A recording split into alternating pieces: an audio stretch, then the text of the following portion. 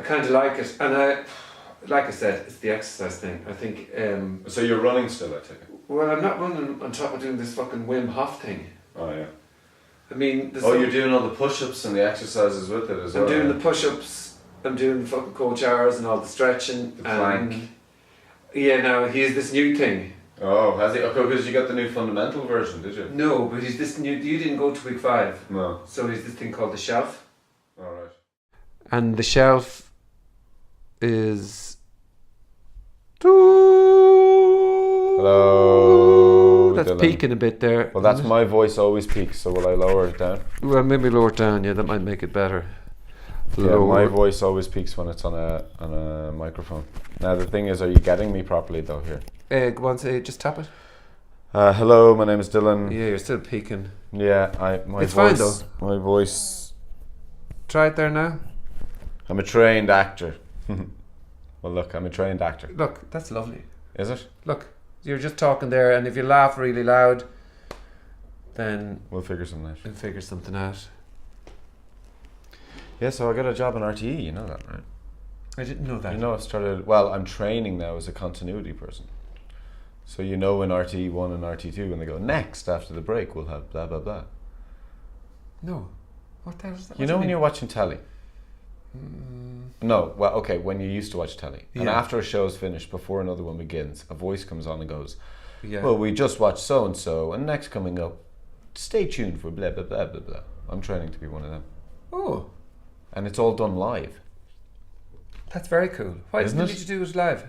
Because they do it live in case there's any mistakes. Also, what you do is you come in and you... Are we recording? Are we going? No. We are. No. So not recording. No, I'm basically training, but basically what they do is you come in and you do it live because in case there's any mistakes, but also, you know, sometimes when there's actual live shows on, then it changes the timing. Yeah. So you have to come on and go, it's at this time. Well, if it was pre-recorded, it'd be the wrong time. But also you write the links. So you come in the day and you write the links yourself and you do the Twitter and you do and it's all done in one take. And do you get the bit of... Well, it's all right. It's not bad. But you're getting paid like for it? Oh, now, I wasn't for the first few weeks of training. I was going in for a couple of hours here, a couple of hours there, just to see if I was good enough. Yeah. And now I'm on what's called a training contract, where I get paid 50% of a shift. And I go in for an entire shift, but I'm always with someone else. And I'm still just training up, and I'll do a few live links. And if I do 5 weeks of that, and I'm not good enough, I don't get the job still. So I'm on a training contract. It seems a bit mental that they just can't pre-record all that shit and then just go doof. I know. But you probably don't want to say anything about that. Don't tell anyone that. Yeah. No, it's great. We better not talk about RTE. It's too complex, is it? No, it is quite complex, especially with that RTE secret producer thing. Is that still going? I don't know if it is. It seemed to die down. Yeah, I kind of went on to it. I don't know if I followed it, and I can't remember whether... Well, of course, I don't want to speak about RTE if I'm looking to work there in any sort of negative sort of aspect. RTE is brilliant. It's the best. Yeah, that'd be my dream. Yeah, but it's a good training. It is good training, I should say, for like voice work and stuff like that. Yeah. So I hate that we can't. I wonder, can I leave what we've said in so far? Yeah, of course. Yeah. Okay, well, we're not saying anything. I mean, you think it's great. You're delighted with the opportunity. Oh, I'm really delighted. Yeah. And like as I was saying, like because you know with the sort of work I do, I earn quite good money for a small amount of hours. Yeah. You know, as an overall, I wouldn't earn like a huge amount of money, but that's the life I've chosen. But within the small amount of hours that I do, I earn a lot of money, so I don't have to work a lot for the amount of money that I earn. So within this is doing the tours. Well, no. To working with I don't do the tours anymore. This is doing the events. We haven't been speaking so long. Yeah, I don't do the tours anymore. No, I stopped doing tours. Okay. So I just do the events, and I do like freelance MC. Wow. Yeah. How come you stopped the tours? I've moved on from that. Yeah, I've moved on. Okay. Yeah. I've moved on. Did you quite hate a lot. it? No, but it's just I didn't see. Just doing ghost tours. Ghost tours and folklore fairy tale tours. I just didn't see. Like I'm getting to an age where I saw myself at a different point in this life. Yeah.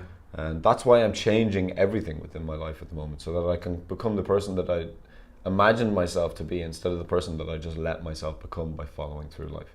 Yeah. I mean, this is a big thing about all the stuff that we're going to be talking about, I suppose, or all the stuff that we talk about in general about, you know, improving yourself as a person and just getting to be the best person that you can be. It's very tiresome though. I mean, there is no place apparently that you arrive to where everything is great. No, but at least you're aiming for the best. You know, like you shoot for the stars, you land on the moon sort of thing.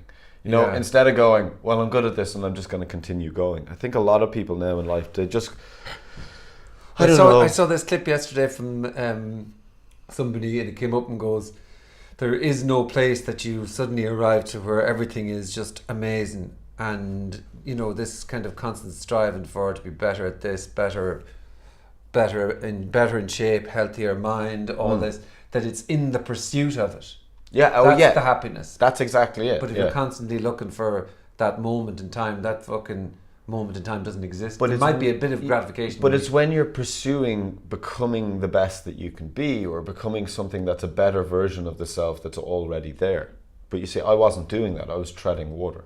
Yeah. You know, the way I'm like, well, it's all right here and I can do whatever I want, you know, and I can live the life, you know, a lazy sort of non-existence. But it's like, I started to analyze, because obviously I was an actor, for those of you who don't know, for years and years and years. And I started to sit down. Game of Thrones.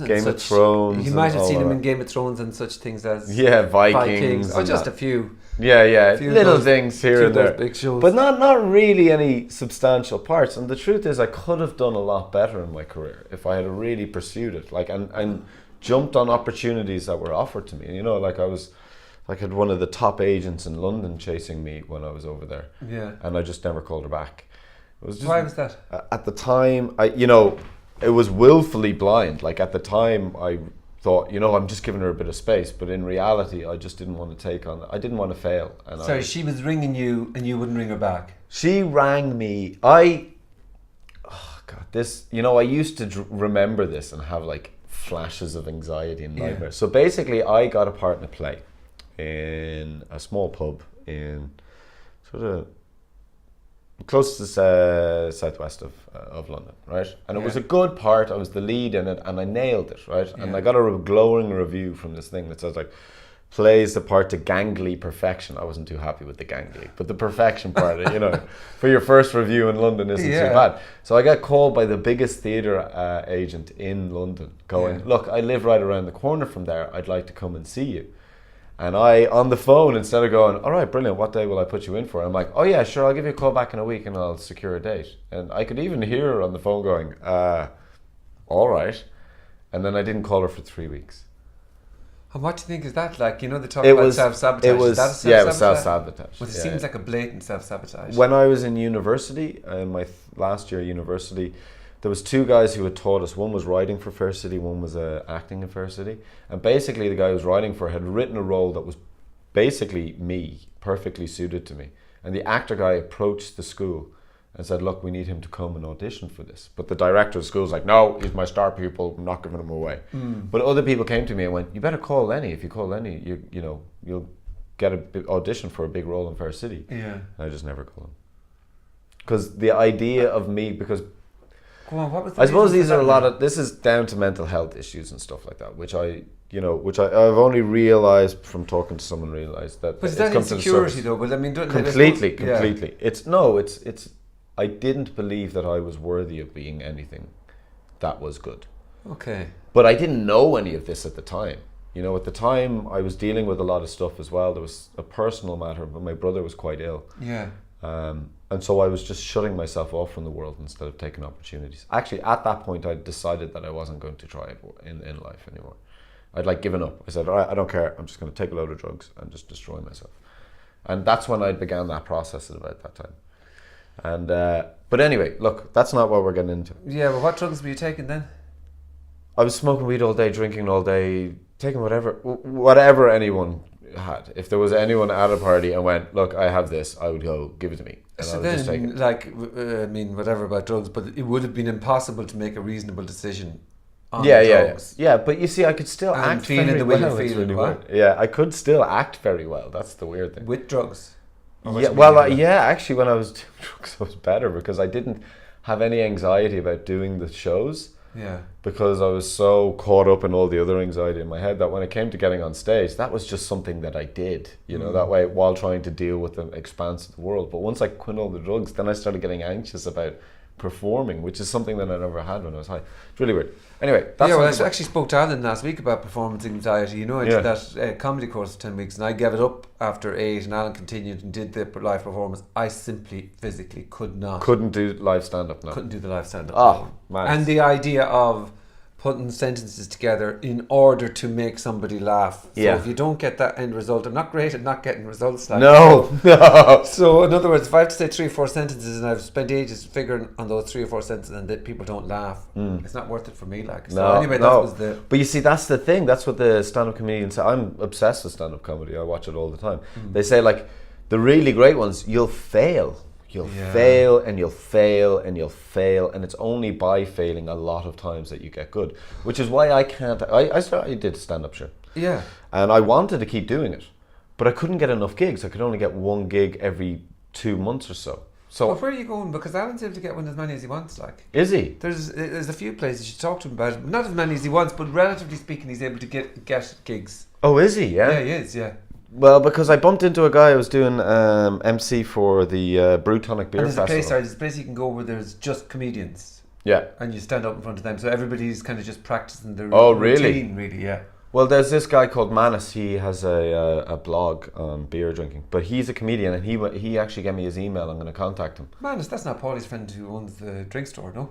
No, different Manus. Oh, well, okay. Yeah. He has... well, I don't know. Maybe it is. I don't think so. He's a comedian. Yeah. And what does he do for a day job? I don't know. I don't think he's a comedian and then he does a blog.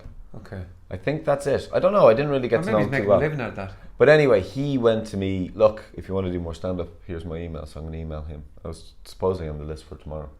You see, the thing is, though, we were talking about this now as well, is that there was a guy who was performing the night you performed. And that guy was totally polished, totally at ease, Jim. Relaxed, right? Yeah, my friend, the American guy.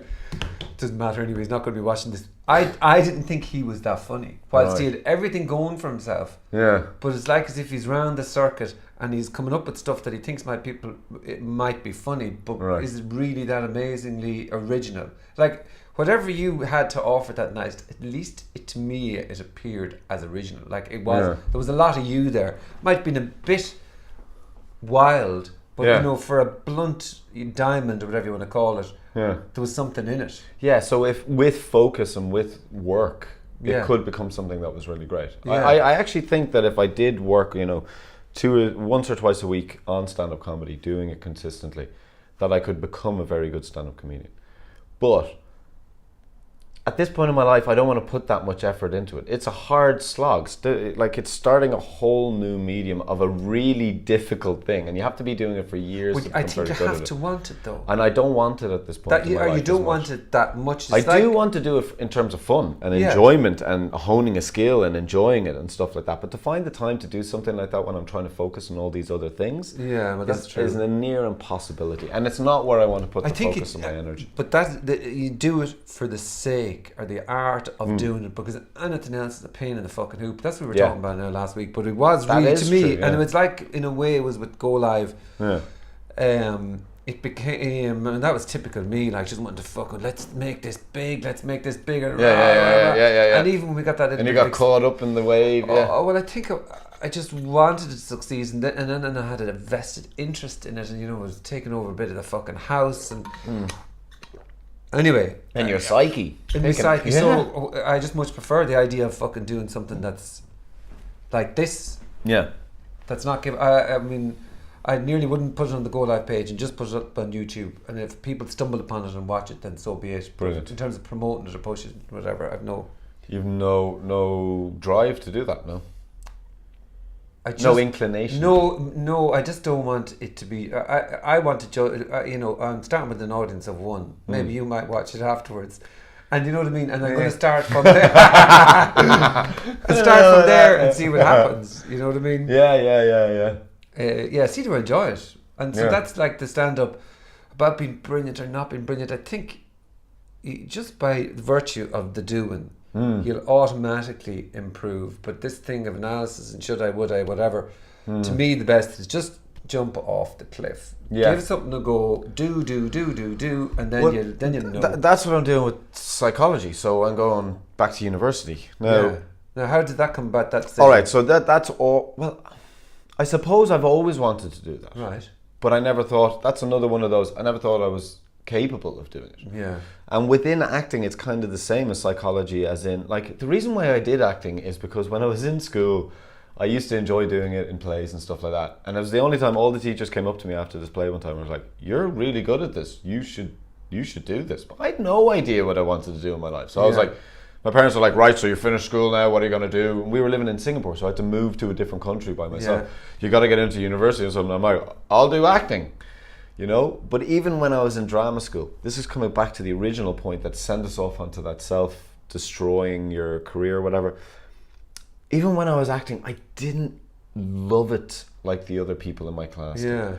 Like, you could see the people who were going to make it, who woke up and lived and breathed it. I was just very good at it. Yeah. Naturally very good at it. So then I started clicking into my head, like, I have to try and, you know, focus myself to become that dedicated to it. But I dedicated myself to something that I didn't really love. I loved the understanding of human minds and how it works and the ability to do that. But I see, wanting something to be the case. Yeah. And is, you know, that you really, really want something, and it's a totally different feeling, I think. You know, than it being the case that you like it. You know, I really love this, or I want to love it. Because I think that I would be great if I was in that position, that I was fucking amazing. Yeah, there's a difference. Like, even I'm going back to do psychology, but even when I start looking at what the course is going to entail, or when I sit down with other psychologists and I start speaking, I just find, I'm like, oh, brilliant. These are things that I've always thought about, and now I'll actually have like a deeper understanding of them. Yeah. So things that I know, that I've learned through wisdom or just gained knowledge in my life, now I'll be able to find out the foundations of them, you know, that way. And so I'll have that sort of base knowledge behind me. And this is the whole thing about improving yourself and becoming the best sort of person that you can be. Within acting, I was just acting. But in reality, I was just using it as an excuse to get high and drunk all the time. Because if you're an actor, it's like, oh, it's a really hard career, isn't it? Yeah. Well, no, it's the same as anything. You know, people say that, but I know the actors who make it are the ones who get up every day and they fucking go out and they chase the dream, you know, and they do the right things. I mean, you have to have a degree of talent, obviously. But they send out the CVs, they do this, and they do the courses, and they go to the meetings, and they shake people's hands, and they enjoy the company of those people. I didn't enjoy any of that shit. Yeah. So I didn't do it. You wanted it on your lap, but even then when it came on your lap, yeah, even when it came, then I was like, oh, no. Yeah. And then, and so it was an excuse to sit around and get high. And then when people went, well, it's a hard career, I could go, yeah, it is. Yeah, it's not my fault. It's the career's fault. I could blame something else. Yeah, well, you see, you're kind of sitting, you can sit around all day and you're waiting for the job to come magically in the post. Exactly, so yeah. Well, I might as well smoke some weed and play video games. Why not? Yeah, of course, yeah. And then the thing is, right, so you go through stages of smoking a lot of weed or whatever, and then a job does come in. Yeah. But then you got to quit weed and get your head together and get the lines learnt and then turn up to the audition and then go to the job and stuff like that. So your mind isn't clear. While if you were taking care of yourself all the time, clear mind, focused, then when that audition came in, you'd be fucking ready for it before you even got the paper in your hand. Yeah. Instead of like, I would get the audition and be like, oh fuck, all right, so I can't smoke now for the next few days because I gotta get my head together. But then you stop smoking, so you're not sleeping right, so your brain isn't functioning correctly, you know. So you're going through this, it's like I was doing it again, and I was on a repeat. It's like I wasn't learning from the mistakes that I'd made before, you know, and just sort of repeat. Anyway, look. But there obviously is something about weed though that draws you back. Because for me, I smoked weed and I just get totally fucking paranoid. It's escapism. But I don't find the escapism pleasurable. But for you, you can escape. But obviously, there's something that draws you back in every time. Yeah. You know.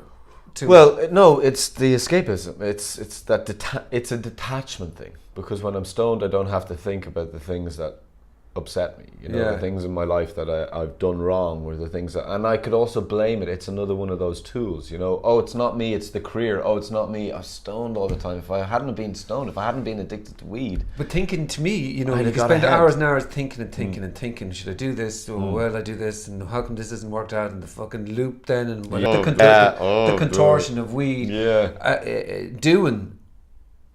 Actually doing X, Y, or Z, or saying to yourself, right, well, I'm going to do this course. I'm just going to fucking go for it. Yeah. Even though I'm terrified of it. Well, there you go. That's giving you, obviously, a bit of a lift or whatever, in the sense. But what I have discovered, and it's not really a fucking discovery, because, but doing, and it is way better than thinking about fucking doing. Yeah, it is, yeah. It just feels better, and you're in motion at least, and then you can fucking figure it out afterwards. Like, would there be any blocks for you? Like, what would you think your blocks are? Like for me, I would run away from things, or I'd smoke to escape them. Like, how would you do similar things, or would you have any faults in yourself that you would see like that?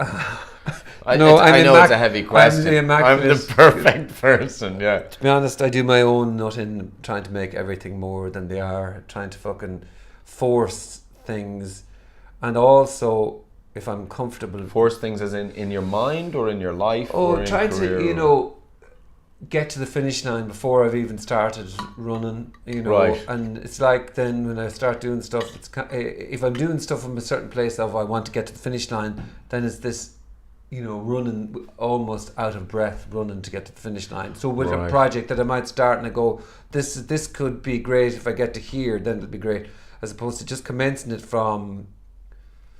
I mean, things happen the way they happen as well, but commencing it from the place of, I'm just going to start with this. And it doesn't have to go anywhere. I might have a kind of a view of where it can go.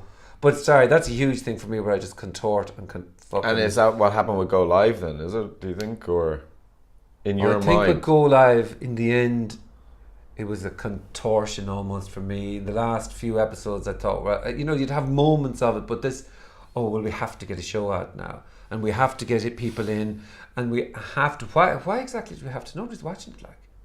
So first of all, so I'm looking at, you're the same friends watching it, and you're kind of going, okay, so why do I need to? And then why do I need to sit and talk to that person when I'm not necessarily enjoying the subject matter? I'm not fucking and nobody's watching it. So why am I doing it?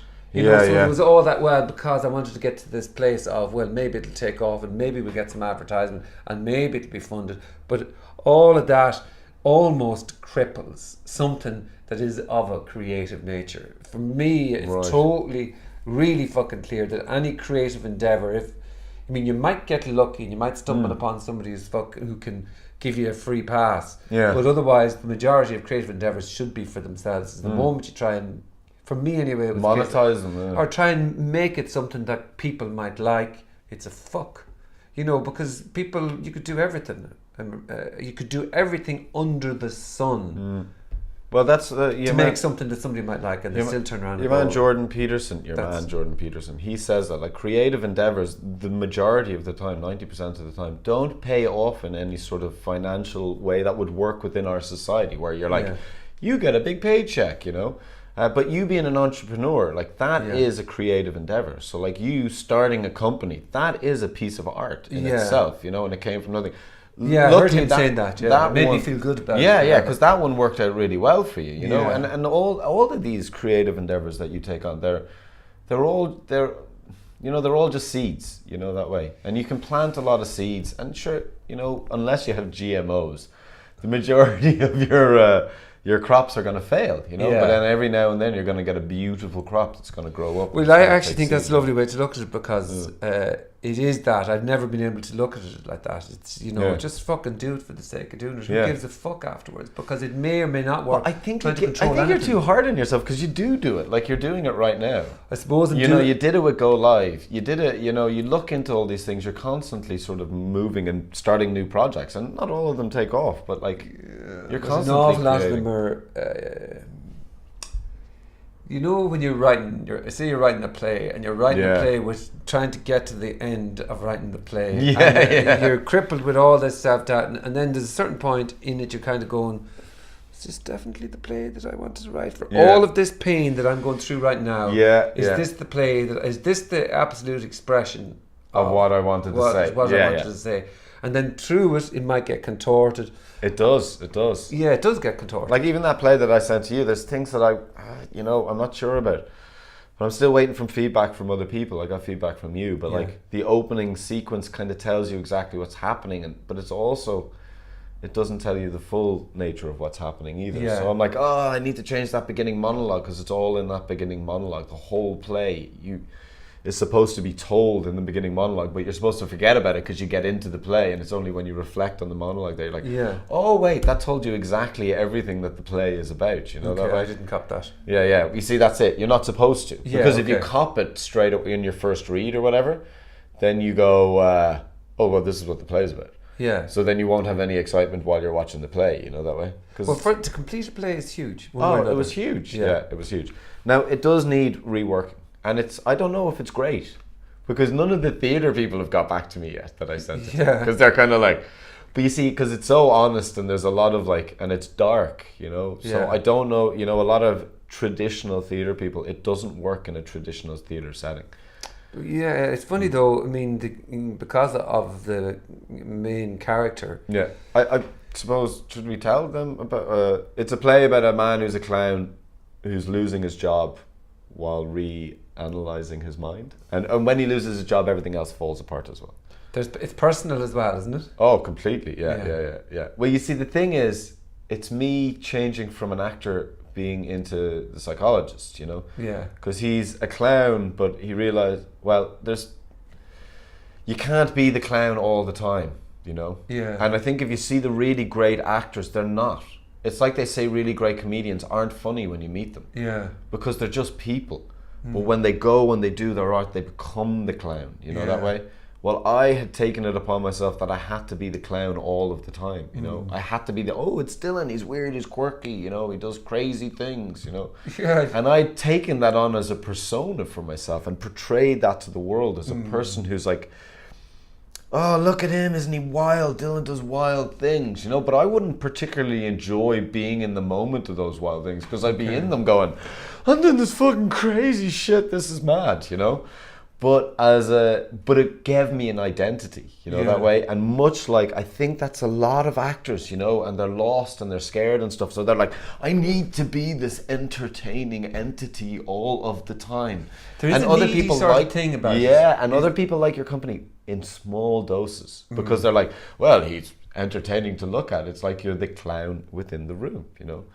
But to have real depth of personality and to be able to sort of drag that out with people over a long span of time, you wear them out. I'm just going to flick this. Go on, keep going. So you're gonna wear them out to a degree.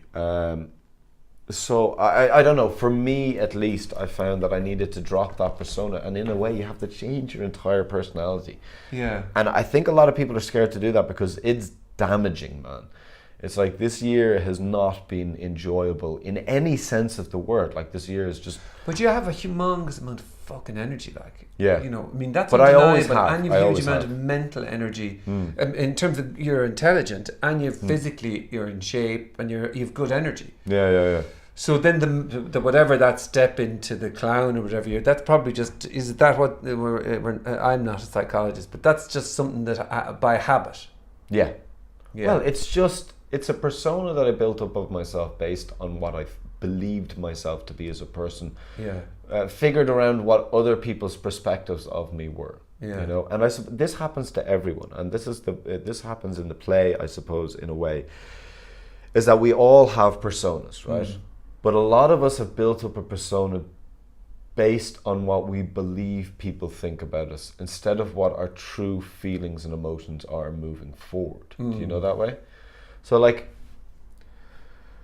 okay, so the way that you believe that you are, but the way that you believe that people perceive you are two very different things. Yeah, okay. Right? Yeah, and so a lot of people become their persona believing that's who they are, instead of realizing that that's actually the way that they want to be viewed from the outside world. So then, instead of acting as who you are, you keep acting as your persona. Yeah. Like, a way to say it, I think... No, I actually am there with you now. Yeah. But it is kind of like this aberration of who you are, almost. And it is almost then going around with a kind of held breath and almost a fucking feeling of, right, well, I need to put this exactly in this scenario. So there's that tension. So then you're going in with that tension all the time. Yeah.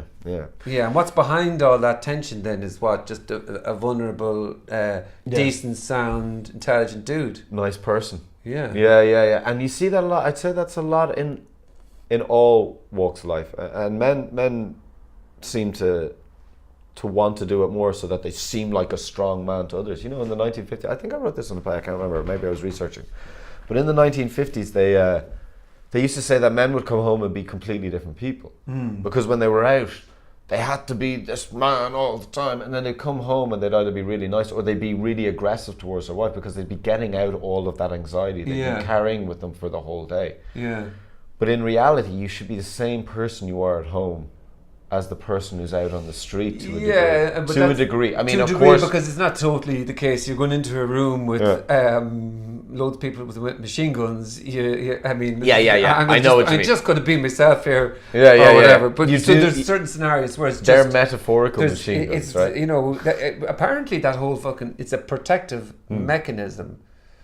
That, you know, it's the world is out to get me, and I need to hold up this front so as to protect myself. And that has come apparently from the fucking when we used to run in the wilds, and there was a fucking tiger coming behind us, and it was kind of constantly on guard. And it is degrees of on guardness. You know, can you go into a business meeting and just slouch back into your chair? No, you can't. No, you can't. No. Yeah, just give me a second now, and I'll relax with everybody.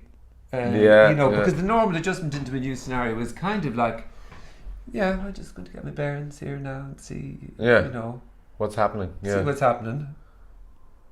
And register what sort of intent the other person has towards you as well, I suppose. Even within a business meeting, are they going to try and take advantage of me within this meeting or anything like that? Yeah, and I think that's what... So it's a battleground in a way. Well, in business it is definitely. Like, if you're going into a negotiation... You can't show weakness. You probably can't show weakness. Yeah, I think it's fair to say that you need to keep your upper hand. Now, but you could go in and go, this is the way it is. But isn't there, like, if you go in and you show that little bit of vulnerability, then people trust you more as a person to do business with? Yeah. While other people are looking to scam you. So the problem is, though, in business, it's so advanced now that people will show you some vulnerability so as to build rapport. So they are purposely showing you something. So even if somebody appears nice, I mean, the degrees to which people will go about trying to manipulate is fucking phenomenal. That's true. From it starts off with a basic sales rep trying to mirror every movement that you're making. Oh yeah, they're doing that now, are they? Well, that's the most basic level. The thing is, I always did that stuff what? Naturally. I think it's just with my family we talk a lot and stuff like that. But naturally, that thing called mirroring, you know. But now people are thinking about it. Well, all of these things are a study of the best communicators. So people read books based on how to build rapport and influence people, whatever the fuck. Yeah. But they're based on how these top 50 brilliant communicators and influencers acted. Yeah. So it is obviously human nature to, if we're settling in together, that we'd probably lean in towards each other or whatever. Yeah. I actually don't like even knowing a little bit about it, because then I start fucking thinking about it. I have that as well. Always remember people's names. Yeah. Napoleon Bonaparte. Yeah. Never forgot a name. If he met you for 2 minutes and then he saw you 5 years later, you go, all right, Frank, how are you? Yeah, they've little tricks. Because Frank... or hearing your own name makes you feel good. Apparently there's a meditation. Osho has a meditation for repeating your own name as your mantra. Oh, really? Well, you see, it's the first word you've got. It's the God. It's the first word you've heard. Oh, yeah. And it's the first sound. The sound of it brings you back into that state. Apparently, I mean, I tried fucking all the meditations. There's a book of 1,000 meditations. If we're talking about like names and stuff, I found it weird because the other day... or nowadays I hear people called Dylan all the time, but when I was a kid or when I was growing up until about 10 years ago, no one else was called Dylan. It's very common now, yeah. It was very rare, but now I always hear Dylan or Dylan, will you come over here now? And they're usually about 10 or 12 or something like that. And I'm kind of like, I'm the Dylan here. I saw this little 8-year-old and we were over at some of the gardens, botanical there, and I saw this kid going over this bit of water that he shouldn't have been going over, and the mother going, Frank, quit that. And I was delighted to see him fucking acting the bollocks and going across. Like, good old Frank. Yeah. Well, names is weird because there's that book, The Name of the Wind, which is a fantasy book that me and you brought. Oh, have you read it? Yeah. Amazing. Yeah, and read the first two. So have I. So the third's coming out. I can't wait. So Eliad, is it? Elodie. Elodie, is that the main character? No, he's the guy who the crazy professor. What the fuck is his name? The main character. Something is Rufus. It's not Rufus. That's the no. Now I've forgotten. Growth. Quoth. Yeah, Growth. Yeah. But anyway, there's that guy Elodine, and they're talking about names because names are magic. So the name of the wind, and if you call the name of the wind, then it moves it. But also people's names, and he's like that. And there's a whole section where he talks about how important they are. Yeah. Basically, for the same reason that you said, they've been said since your childhood, and there's different and. Giving person a certain name will affect the person that they may turn out to be in the future. You know that way. Well, there's this whole fucking thing called numerology. Have you looked into numerology? No. Right. With numerology, basically, you take your date of birth. That's one way, and you add up all the letters or all the numbers, and you get to a singular number, and that's your. Sole fucking purpose. But then you can get your actual name, and you count the letters of your name, and it's something else, but it's so fucking arbitrary, like, isn't it? Yeah. So that you have a name, and then suddenly that is going to dictate. It's this cold reading shit. But you see, it's the reaction of people to you. So, say if your name was Joffrey, right? Yeah. So, hey, Game of Thrones, Joffrey. People are going to react to you in a certain way because they have an emotional connection to the name Joffrey. They do, yeah. It's like with me, whenever I meet people, they go like, oh, like Bob Dylan. You know, like it's a pleasant and happy memory for them Joffrey when they meet you. Joffrey not so much. Yeah.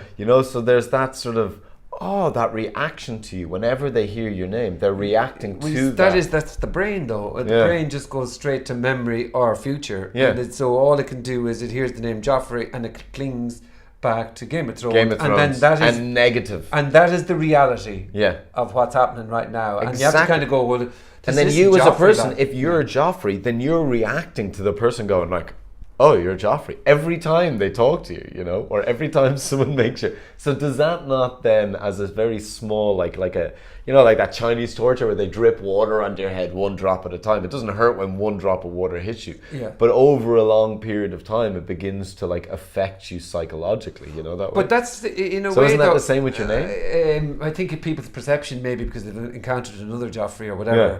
But I think, though, that's in a way this idea of, say, there's Dylan in the year 2000 was this, and then there's Dylan 2017. Now, they're incomparable. Genetically speaking, body-wise and personality-wise, there might be some traits that remain, but it is hugely different. Oh, completely different person. So then Dylan in 2000, in a way, people only remember, say your friends, right? They'll all say, oh, well, I just remember Dylan from young. That's the implant they have. So you try to change. For certain people, they go, what are you doing? I can't relate to Dylan anymore. He's doing this, and this. Yeah. Oh, man. Because they're relating to this fixed image of you. Dude, I have made a decision to cut, whenever I get into an argument in my head, the way you argue with people in your head sometimes? Yeah. Yeah, that way where you're like, rah, rah, rah, rah, and then you find half your day while you've been walking around, you've been arguing with this one person. Now I just say it. I've cut off, I'd say, about 2 friends in the last month. Okay. Because of stuff that they'd done in the past that I'd never really sat well with me, but I never mentioned. I brought it up to them and mentioned it to them straight up. Did you really? Yeah. One really bad. When I was traveling, a friend of mine is leaving London, and she wrote over going because she put an invite out, are you coming to on November? And I wrote maybe, and she went, I'm sure by maybe you mean definitely. And I went, no. And she's like, why aren't you coming? And I just told her exactly why, and it was harsh, man. And then she wrote back a huge thing, and then I wrote back a huge thing, which was plain truth. And it wasn't nice. When I look back on it, I wasn't a nice person. Yeah. But I don't think that the way she had treated me over the last few years was extremely respectful as what one friend would to another. Yeah. So I told her this. Did she know you were coming from it all, or was it total? No, just out of the blue. And I was in a bit of a stressed mood getting text, on the plane. Man, I know. A killer. Alan said that to me a few years ago, and text. Who said that? Alan said Alan, to me. But Alan, and I think it was a result of just being in business and whatever. But texting is a cunt. I think if you want to solve something with somebody. Oh, I know that. I even apologized and said I should have said it in person. But Yeah. I've got to that point. I think that this is the way to go from now on. If something is bothering you, be direct and just say it to the people. Yeah. Now the worst thing is, it's probably going to cut you off in ways and hurt you in certain ways as well. But anything that hurts you makes you stronger in the long run. Well, that's you're kind of in a way, and just keep an eye on that there. It's okay. In a way, you're kind of what you're doing, Is the opposite.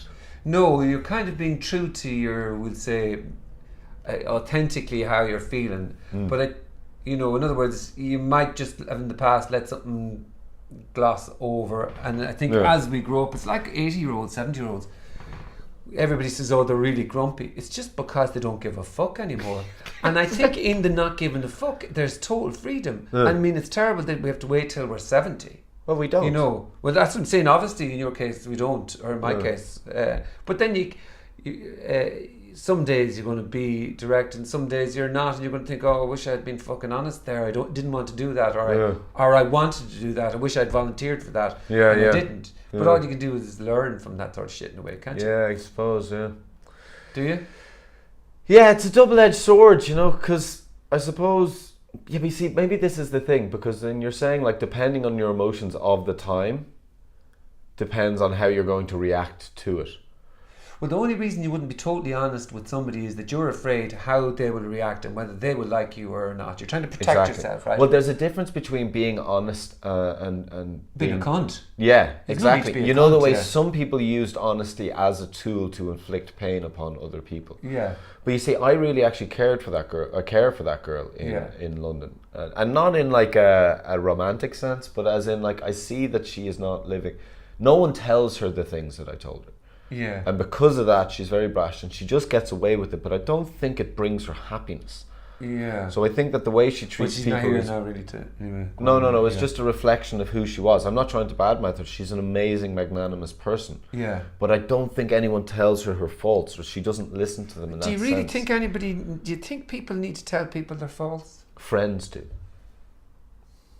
Why else do you have friends? I don't know, man. So that they can reflect you have to fucking back. sort yourself out first. Yeah, but within a friendship, if your friends aren't going, well, look, man, what you did there, you were an asshole. Oh yeah, if somebody's an asshole to you, then you're absolutely able to point. Exactly, and you shouldn't be doing. And it's like there's that Louis C.K. joke where it's like, you were being an asshole. You don't get the right to go, no, I wasn't. If it's your friend, you should be going, okay, was I an asshole? Yeah. Tell me how. And that's what friends. Like, no, but I mean, I don't think you need to turn around to somebody and say, do you know what? Now you could lose a few pounds there, or no, it's or not you something could. like that. Yeah, what you're saying is, if somebody acts in a certain way, then you should be honest. If they piss you off, then there's an honest response. You should honestly be like, look, man, the way you act affects me in a negative way, and you should tell them that, that way. And if they go, well, I think that the way you're taking it up is incorrect, then you can go, all right, yeah, and that's what friends should do, and then you have a dialogue. So there's a way to ask that, though. I read that what you did this way. Yeah. You know what I mean? I took it this way. Was I totally wrong?